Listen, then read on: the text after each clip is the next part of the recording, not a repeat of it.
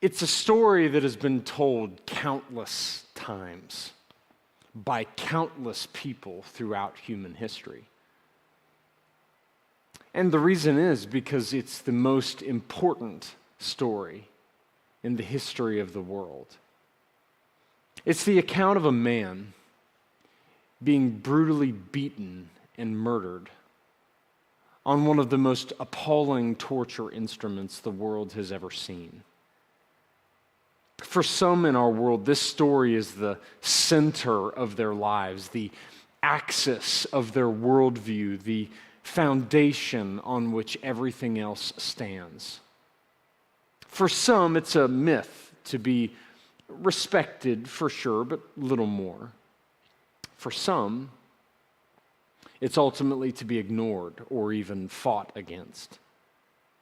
But when we look at images of Jesus dying on the cross, questions come to mind for so many.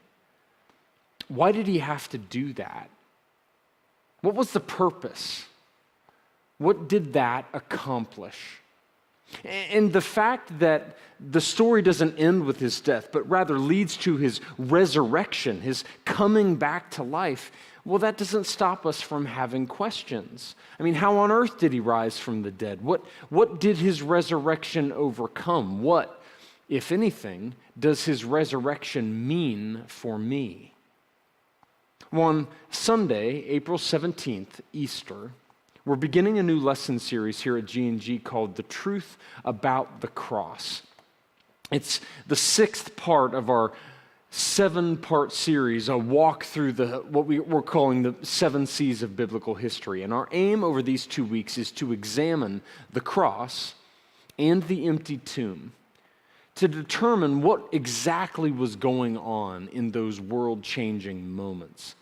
So here's what we're going to be getting into over the next 2 weeks. In week 1, in a lesson entitled A Death Accomplished, we're going to take a look at what the Bible has to say about Jesus' death on the cross and what was happening to us and what was happening for us as Jesus hung there.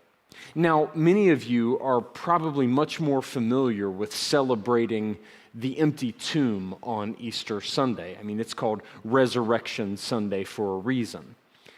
The empty tomb, however, is robbed of its meaning if we don't understand the cross. I mean, the empty tomb isn't even necessary without the cross.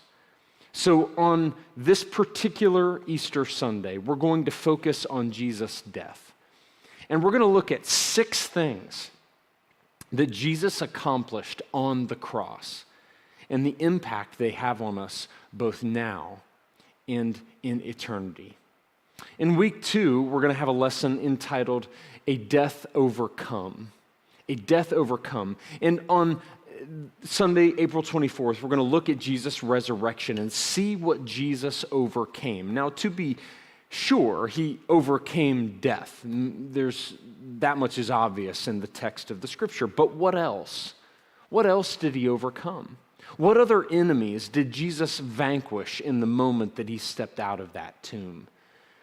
He rose from death, the Bible tells us, with all authority in heaven and on earth handed to him, which means that his followers, his people, you and me, have access to power that helps us overcome some of the same enemies that Jesus faced. What were those enemies?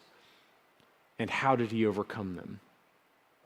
These 2 lessons are going to be very important for any person who wants to understand the cross and the empty tomb and why they are central to the Christian life. If you think about it, there is simply no way to understand the way that a Christian thinks or the way that a Christian lives their life without understanding the cross and the empty tomb. So come. Let's learn together over these next 2 weeks why Jesus' death and resurrection matter more than anything else that has ever happened in the history of the world. Also, just for your awareness, this coming Easter Sunday is going to be packed with powerful worship and a series of dramas and dance that will help bring clarity to the ideas presented in the lesson. It is certainly an Easter that you will not want to miss. I'm JD, and I'll be looking forward to seeing all of you here at GNG this coming Easter. Take care and have a great week.